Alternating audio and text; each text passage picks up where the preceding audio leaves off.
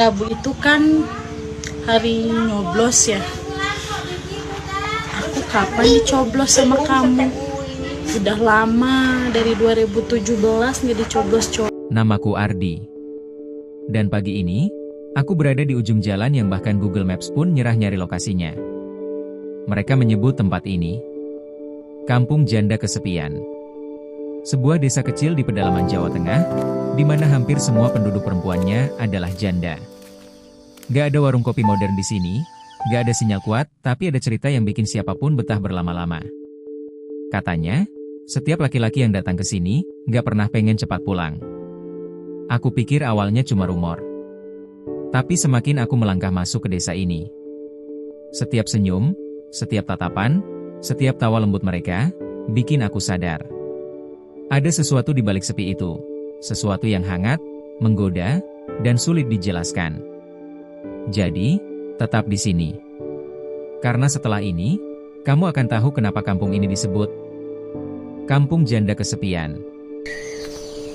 Perjalananku dimulai dari sebuah kota kecil di Jawa Tengah. Dari sana, aku naik bus tua yang menuju arah selatan, ke sebuah wilayah pegunungan yang jarang dijamah. Sopir bus sempat bercanda, katanya, "Mas, yakin mau ke sana? Banyak janda loh di kampung itu, nanti nggak bisa pulang." Aku cuma tertawa kecil, mengira itu hanya gurauan. Tapi semakin jauh perjalanan, suasananya semakin sunyi. Jalanan menanjak, hutan mulai rapat, sinyal hilang, dan akhirnya, aku tiba di sebuah gerbang kayu besar bertuliskan Desa Sukamukti, nama yang ternyata menyimpan banyak rahasia. Begitu masuk desa, suasananya terasa aneh tapi damai. Rumah-rumah tradisional berjajar rapi, tapi aku tidak melihat satupun laki-laki di sana. Yang terlihat hanyalah perempuan-perempuan dengan wajah lembut, sebagian sudah paruh baya, tapi banyak juga yang masih muda, cantik, sederhana, dan ramah. Mereka menatapku dengan senyum, seolah sedang menilai.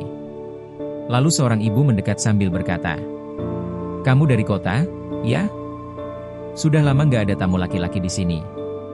Aku terkejut, baru sadar kalau ternyata semua perempuan di desa ini hidup tanpa pasangan. Malamnya, aku menginap di rumah Bu Ratmi, janda berusia 45 tahun yang terkenal ramah. Disinilah aku mendengar cerita sesungguhnya. Katanya, dulu desa Sukamukti pernah ramai. Tapi sejak tambang batu di dekat sungai longsor 15 tahun lalu, banyak pria desa meninggal atau pergi merantau dan tak pernah kembali. Sejak saat itu, desa ini perlahan berubah menjadi kampung para janda.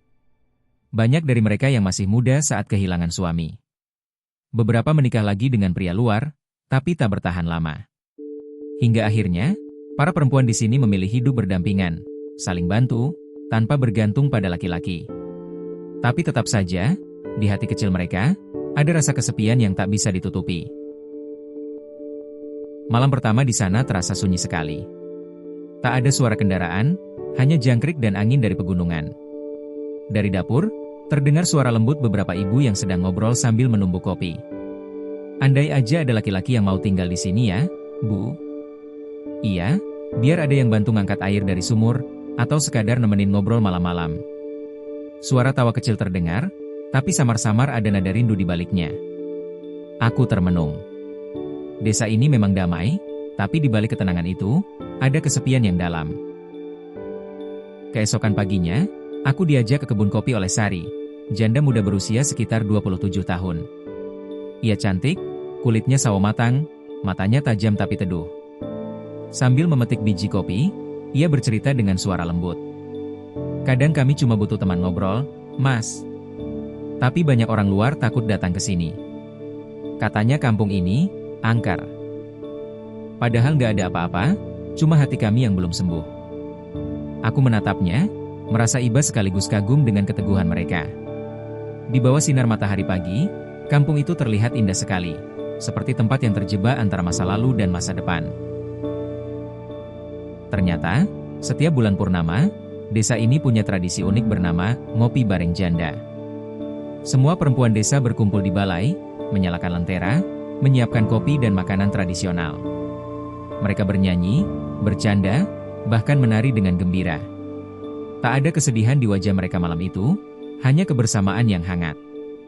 Seorang ibu berkata padaku, Kami gak butuh dikasihani, nak. Kami cuma butuh teman bicara, biar hidup gak terasa sendiri. Kalimat itu menamparku. Sederhana, tapi dalam. Mereka bukan wanita lemah, tapi jiwa-jiwa kuat yang belajar bertahan dari kehilangan. Sebelum pulang, aku duduk di tepi bukit, memandangi desa itu dari kejauhan. Banyak yang mungkin menertawakan kisah kampung janda kesepian ini, tapi sebenarnya, tempat itu menyimpan pelajaran berharga. Bahwa perempuan tak selalu butuh laki-laki untuk bertahan, tapi juga bahwa kesepian adalah sisi manusiawi yang wajar dirasakan siapapun. Kadang, mereka hanya ingin didengar, bukan dikasihani. Itulah kisah nyata dari kampung janda di pedalaman Jawa, tempat yang penuh keheningan, tapi juga kehangatan. Kalau kalian suka dengan kisah ini, jangan lupa like, share, dan subscribe channel ini supaya aku bisa terus berbagi cerita-cerita menarik dari pelosok Indonesia lainnya. Sampai jumpa di kisah berikutnya.